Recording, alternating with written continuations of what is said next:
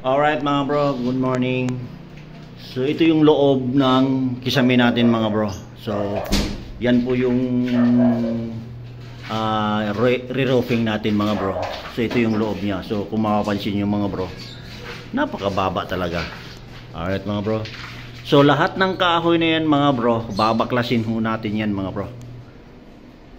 Alright, para itaas natin ito kisame na ito mga bro. Wala po tayong ititira dyan.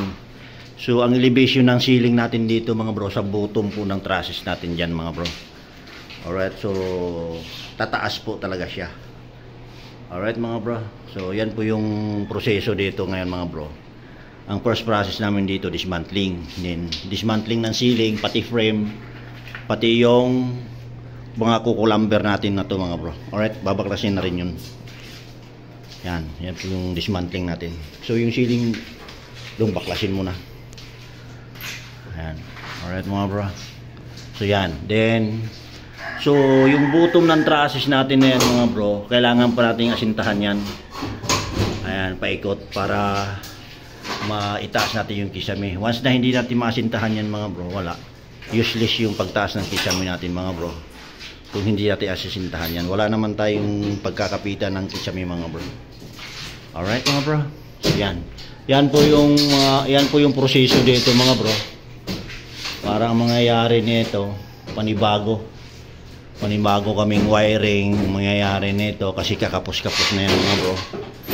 And halos lahat talaga gagalawin dito mga bro. Kaya ang dumadaing na yung client natin, masyado na raw malaki na yung kaso ini-explain ko po sa kanya, wala po tayong magagawa. Gawa nung yung paggagawa nitong boarding house na to ay hindi po talaga magandang pagkadali mga bro. Hindi naman ako mahilig po muna talaga, pero totoo po talaga ito mga bro, na hindi po talaga magandang pagkadali. Alright mga bro.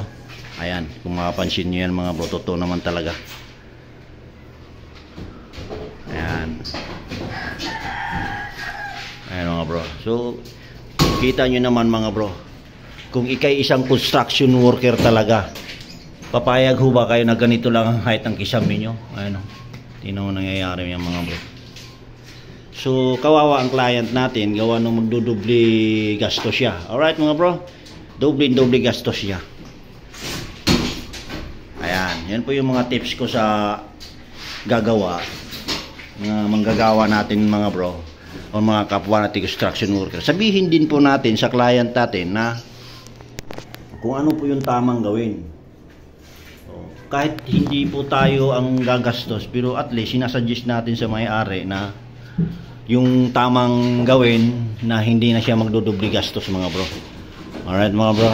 So yan, yun po talaga dapat natin gawin. Alright. So yan, kung mapansin nyo bro, yan, papalitadahan pa natin yan, yung portion yan. Hindi naman po pwedeng ganyan ng itsura nyan mga bro. So yan. Alright mga bro, yan, makikita nyo yan mga bro. So kailangan natin palitadahan yan. Yung wire, kailangan pa natin iangat yan mga bro. Alright, so let's go mga bro. Don't forget to subscribe my YouTube channel, my FB page, paki-follow na lang po. Alright mga bro, so bye bye mga bro.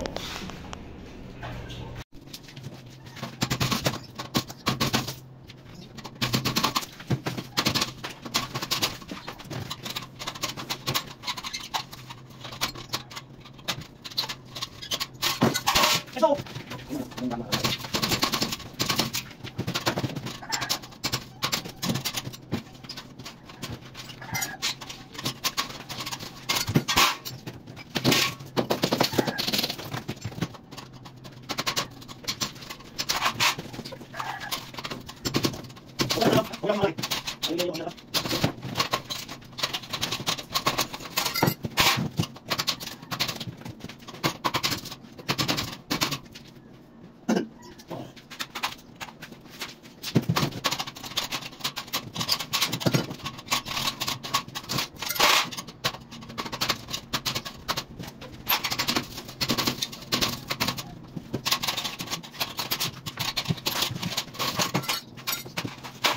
Ilang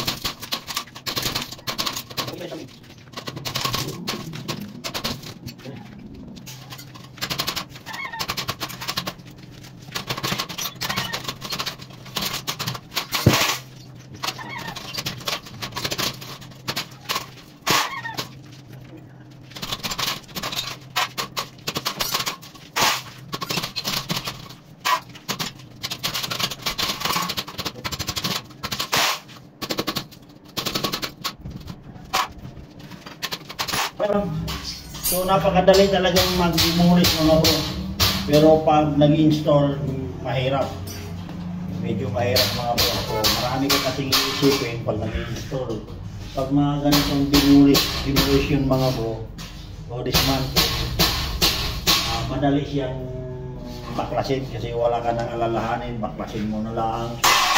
Pero pagdating sa installation, medyo marami kang iisipin mga bro. Alright mga bro?